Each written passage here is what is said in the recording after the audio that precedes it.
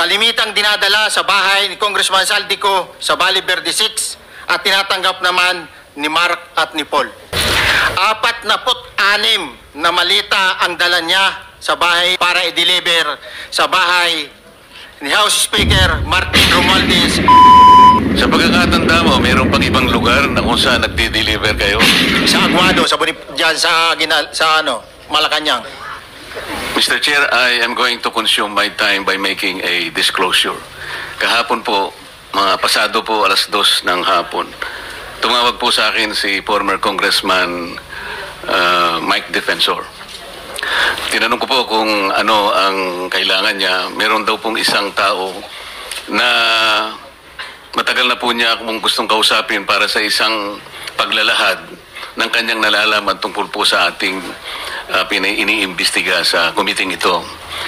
Sabi ko, madali ba yan kasi meron kaming session, mag-uumpisa yun ng alas 3. Sandali lang ito, sabi niya, kasi nandito lang naman kami rito sa may Golden China. Ito pong restaurant malapit sa atin. Mga 5 minuto lang po siguro mararating natin. So ako po nagparaya at pinuntahan ko kung sino yung sinasabi niyang tao. Kasi po meron na raw po siyang draft na salaysay na kung gusto ko raw pong makita.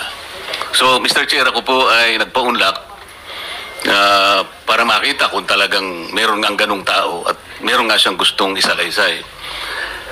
Nakita ko po yung tao at pinabasa niya po sa akin yung isang salaysay na nakaporma na po.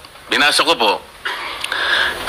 Yun pong salaysay na yun ay nagsasabi ng kanyang pagkalungkot at siguro pagkabahala, sabi niya, na bakit nangyayari sa ating bansa ito. At nalulungkot siya, Mr. Chair, sapagkat meron siyang partisipasyon doon eh. At nung nakita ko ang kabuuan ng kanyang salaysay, meron po siyang personal na kaalaman para ikonekta si Representative Saldico kay former Speaker Martin Romualdez. Sabi ko, hindi ako pwedeng magtagal, nabasa ko na ito, hahabol ako sa aming sesyon alas 3. Pero kung talagang ikaw ay voluntaryo mong gustong gawin yan sang-ayon sa iyong nilalahad dito, di sige, i-finalize mo yan. At gusto ko, ipanotaryo mo sapagkat hindi po pwedeng hindi notaryado yan. At kung buo ang loob mo at talagang yan ay matagal mo nang iniisip, pumunta ka ako bukas ng umaga sapagkat meron kaming pagdinig. Mr. Chair, nandito po yung tao at hawak ko po yung ilang piraso ng kanyang sinumpaang salaysay. Kung po pwede po sana natin siyang tawagin ngayon para ngayon siya po ang mismo maglahad ng kanyang salaysay sa ating gitna. Okay, you may call him. Mr. Chair, I'm calling Mr. Orly Regala Gutesa para po humarap siya sa atin. Mr. Gutesa, kayo po ay umupo dito sa may gitna. Pakibigyan mo ng copy si Mr. Chair. Page. Bigyan mo si Chair.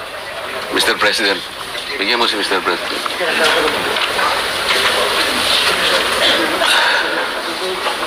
Manatili ka muna nakatayo kasi nanunumpa ka.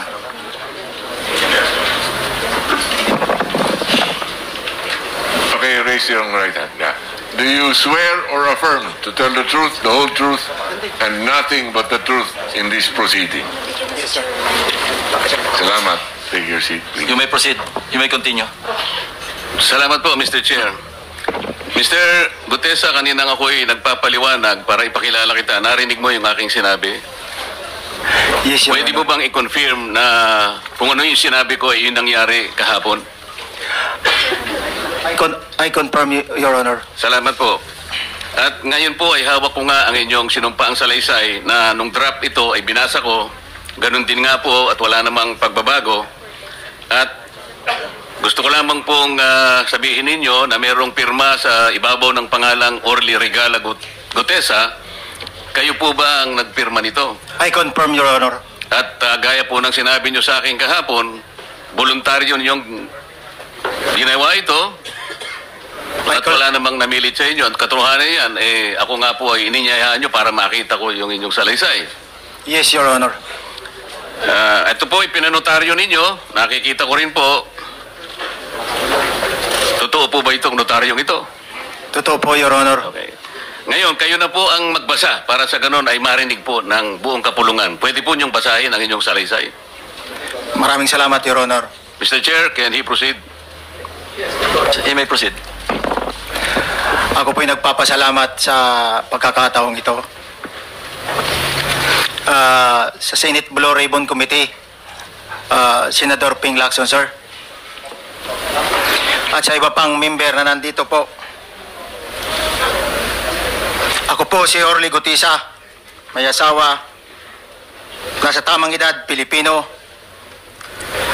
Makatapos makapanumpa na ngayon sa umiiral na batas ay nagsasaad at naglalahad ng gaya ng mga sumusunod. Ako po ay lumabas upang magsalita sa isyu na ito. Bilang isang dating sundalo, inaalay ko ang aking buhay para sa ating bansa. Sa pagkakataong ito, nagdesisyon akong magsalita at maglabas dahil ayokong maging masama ang kinabukasan ng aking mga anak, apo ko sa darating na panahon. Ayoko pong naririnig ko at napapanood ko sa pagdinig ng Blue Ribbon Committee. At ngayon ko po napagdugtong-dugtong yung naging partisipasyon ko po sa anomalya at korupsyon na ginawa at lumalabas sa hearing na ito. Yung palang pera na binubuhat namin at dinedeliver mula sa masamang gawain na nagdulot ng baha na ikinamatay ng tao at imbis na gamitin ang pera sa edukasyon, medikal at programa na mapunta lamang pala sa bulsa ng mga politiko. Mabigat po sa akin magsalita dahil may pamilya ko. 4 ang anak ko, nag-aaral pa. May asawa ako at nangangalaga sa aking mga anak at marami akong kasama sa operasyon na may kinalaman sa ibabahagi ko sa inyo. Nagtatrabaho lang po kami ng mga kasama kong sundalo sa Philippine Marines. Huwag sana isipin ang aking mga kasama na nagtatraidor ako. Ako sa aming trabaho at pinagsamahan dahil pare-parehas kaming may pamilya at gusto lang naman naming ayusin ang kinabukasan ng bawat isa. Wala akong iniisip na kapahamakan para sa kanila, bagkus ang gusto ko lang maayos ang kinabukasan ng bayan at lahat kami. Noong December 5, 2004, na-hire ako bilang security consultant sa Ako Bicol Party List or AKB kay Congressman Saldico. At nasimula ng duty ko kay Congressman Saldico. Bawat umaga, nagre-report ako sa BGC sa Horizon, sa Bonifacio Global City, kung saan nakatira si Kong Saldico. Tuwing may duty at detailed ako sa basura, it means itong basura, ito yung box ng pera na pinag-uusapan natin sa kasalukuyan. Mr. Gutesa, mag-stick ka lang sa binabasa mo. Huwag ka nang nag-a-adlib. Kung ano yung nandito, basahin mo lang. Yes, Your Honor. Tuwing may duty detail ako sa basura, pumupunta kami sa 28 Ladybug Corner, Dragonfly, Valle Verde 6, Pasig City. Tagabuhat lang ako ng malita ng basura. Ang ibig sabihin ng basura ay malita na may lamang pera.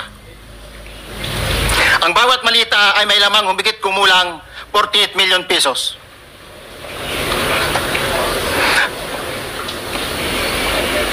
Ang bawat malita ay may push-it na nakadikit na nakasaad kung magkano ang laman ng bawat malita. Tuwing may duty detail sa basura, may pumupunta na tao na magde-deliver ng basura at nire-receive ni John Paul Estrada at Mark Tiksay. Ang mga executive assistant ni Congressman Saldico at sila ang mga detailed sa mga ganyang activities. Ang mga nangyayari kapag duty kami sa basura, kalimitang dinadala sa bahay ni Congressman Saldico sa Valle Verde 6 at tinatanggap naman ni Mark at ni Paul.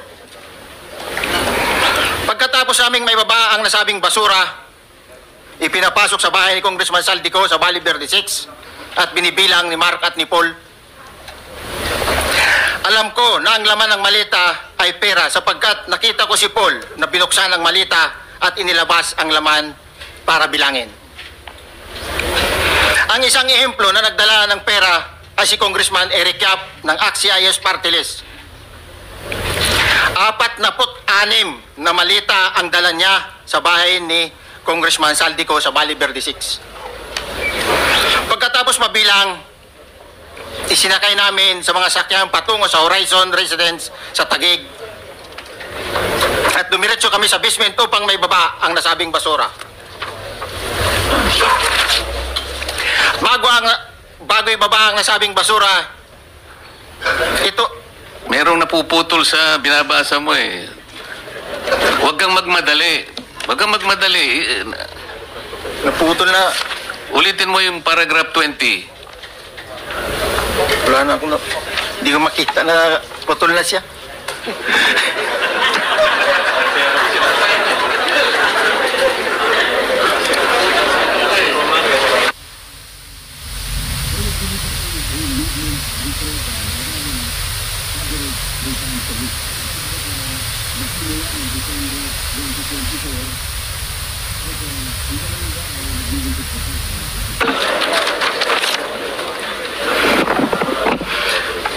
Pagkatapos, mabilang ang sinasakay namin sa mga sakyang patungo sa Horizon Residence, Taguig. Pagdating sa Horizon Residence, dumidiretso kami sa basement upang may baba ang nasabing basura at dalhin sa unit ni Congressman Saldico sa 56th floor sa nasabing lugar kung saan siya nakatira. Bago ibaba ang nasabing basura, ito ay bawas na. Halimbawa, nag-akyat kami ng 46 na malita. Ibababa lamang namin ay 35 malita para i-deliver sa bahay ni House Speaker Martin Romualdez sa 42 McKinley Street, Taguig. Ang labing isang malita ay naiwan sa taas ng 56th floor sa Horizon Residence.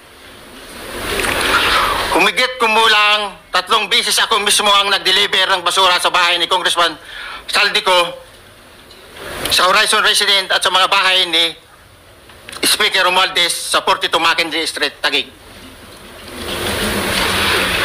Mas maraming pagkakataon na nagde-deliver kami ng basura sa bahay ni Speaker Romualdez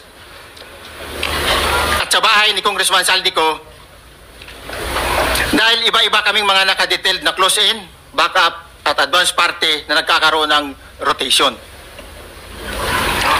Sa huli, ako po ay nagnanais na mapasailalim sa Witness Protection Program dahil alam ko po nanganganib ang buhay ko at ang aking pamilya sa ginawa kong paglalahad na ito. Sa katotohanan na ang lahat ay nilagdaan ko, ang salaysay na ito ay kusang loob at walang anumang pamimilit at bunsod lamang na hangarin matulungan ang ating bansa. Ito po ay nilagdaan ko, Your Honor. Thank you, Orly. Before you proceed, meron lang ako papakitang litrato sa iyo, no? I-confirm mo, kasama na rin si Bryce, kung yan ba si Paul na binabanggit mo. I confirm, Your Honor. Yun nga po, Your Honor. Siya po. Okay, so, yeah, for the record, andito po yung litrato nung binabanggit na si Paul. Ang pulyado nito.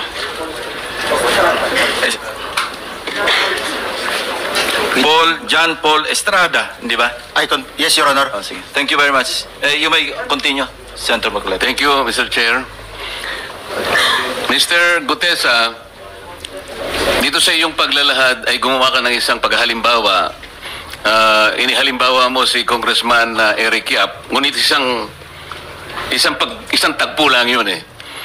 Ikaw ay na-hire ni Representative Saldico, sabi mo rito ay December 5, 2024 pa. Yes, Your Honor. Sa pagkakaalam mo, mga ilang beses kayong gumagawa ng bagay na ito. Ibig sabihin, yung pagdi-deliver ng pera, sa natatandaan mo, gaano kadalas ang pagdi-deliver? Kasi ang ginawa mo kanina ay isang example lang.